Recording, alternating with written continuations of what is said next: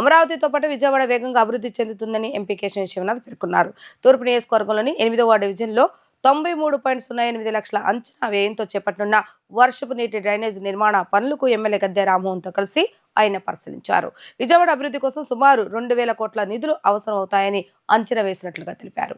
నగర అభివృద్ధిలో భాగంగా తూర్పు నియోజకవర్గంలోని 8వ డివిజన్లో 93.08 లక్షల అంచనా వ్యయంతో చేపట్టనున్న వర్షపు నీటి డ్రైనేజ్ నిర్మాణ పనులకు విజయవాడ పార్లమెంట్ సభ్యులు కేశినేని శివనాథ్ శంకుస్థాపన చేశారు.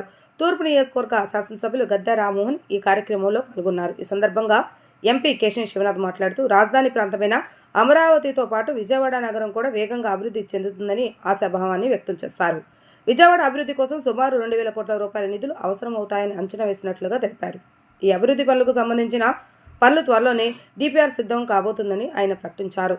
ఎమ్మెల్యే గద్దె రామ్మోహన్ మాట్లాడుతూ విజయవాడలో వర్షపు నీరు నిల్వ ఉండకుండా డ్రైనేజీ వ్యవస్థను పటిష్టం చేస్తున్నామని తెలిపారు. విజయవాడ నగరాన్ని 2029వ సంవత్సరం కల్లా పూర్తి స్థాయిలో అభివృద్ధి చేస్తామని ఆయన హామీ ఇచ్చారు. ఈ అభివృద్ధి పనులకు కృషి చేసిన ఎంపీ కేశినేని శివనాథ్ మరియు ఎమ్మెల్యే గద్దె రామ్మోహన్కు స్థానిక కార్పొరేటర్ చిన్నపాటి ఉషారాణి కృతజ్ఞతలు తెలియజేశారు.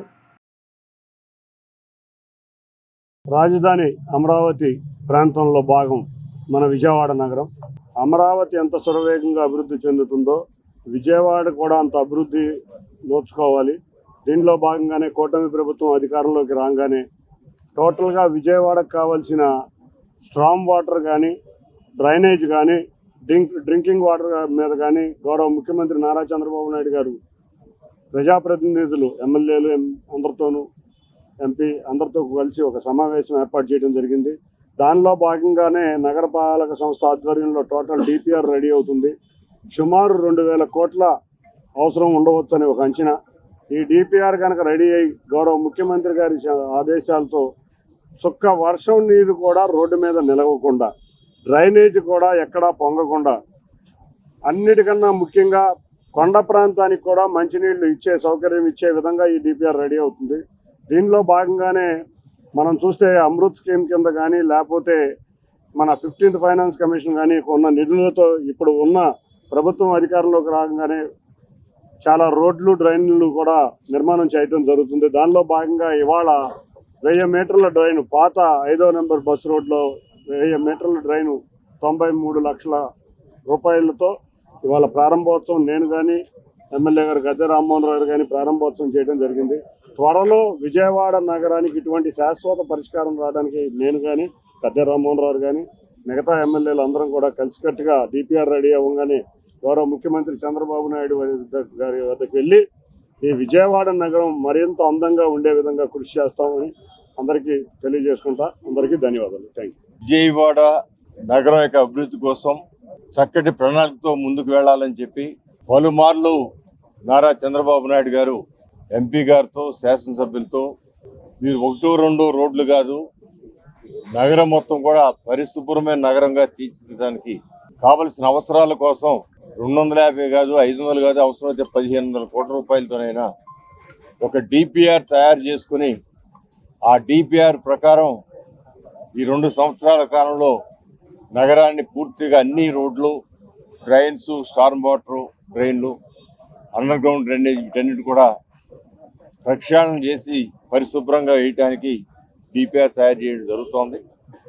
మన ఎంపీ కేశినేని శివనాథ్ గారి నాయకత్వంలో ఆ డిపిఆర్ పూర్తయిన తర్వాత ముందుగా అండర్ గ్రౌండ్ డ్రైనేజీలు, తర్వాత స్టార్మ్ వాటర్ డ్రైన్లు, వాటికి టాప్ ప్రయారిటీ ఇచ్చి వర్షం పడిన చుక్క నీరు రోడ్ల మీద ఉండటానికి వీలేదు, అవి వెంటనే తరలి వెళ్ళిపోవాలని చెప్పి ఒక ఆలోచనతోను, అదేవిధంగా మనందరం చూసాం ఈ మధ్య వర్షాలు వస్తే డిపార్ట్మెంట్ యావత్తు కూడా రేత్రి పగలు అనకుండా వాహనాలు పెట్టుకుని రోడ్డు మీద నీళ్లు తోడేదానికి ఎంత ప్రాముఖ్యత ఇచ్చారు.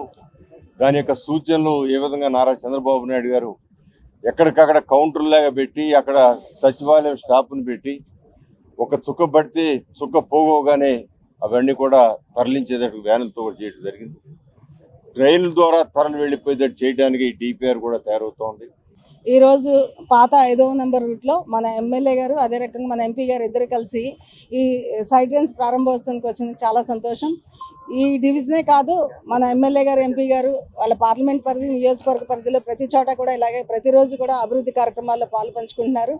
ఇక్కడ మాకు ఈ అభివృద్ధి చేయడానికి సహకరించిన లోకల్ ఏదైతే ఇక్కడ ఉన్న నివాసితులు కానీ అదే రకంగా ప్రతి ఒక్కరు కూడా ప్రత్యేకంగా ధన్యవాదాలు తెలియజేసుకుంటున్నాం. ఎందుకంటే ప్రతి ఒక్క పని కూడా కొద్దిగా ముందైనా వెనకైనా కూడా ఇక్కడ ఉన్న రెసిడెంట్స్ అందరూ కూడా చాలా ఓర్పుతో ప్రతి ఒక్క పని కూడా అధికారుల దృష్టికి తీసుకెళ్లడంలో చాలా సహకరించారు. ఇలా నా డివిజన్లో అయితే మరి ముఖ్యంగా చెప్పాలంటే ప్రతి కాలనీలో కూడా ఇట్లా ప్రతి ఒక్కరు కూడా మాకు సహకరిస్తున్నందుకు చాలా సంతోషం. ఈరోజు మా ఎమ్మెల్యే గారు కానీ మా ఎంపీ గారు కానీ నేను కానీ ఇలా ప్రజాసేవలో చేయడానికి మీరందరూ కూడా మంచి పాత్ర మీరందరూ కూడా మా వెనుకున్నారు కాబట్టి ఈ రకంగా మేము ఈ సేవ చేయగలుగుతున్నాం.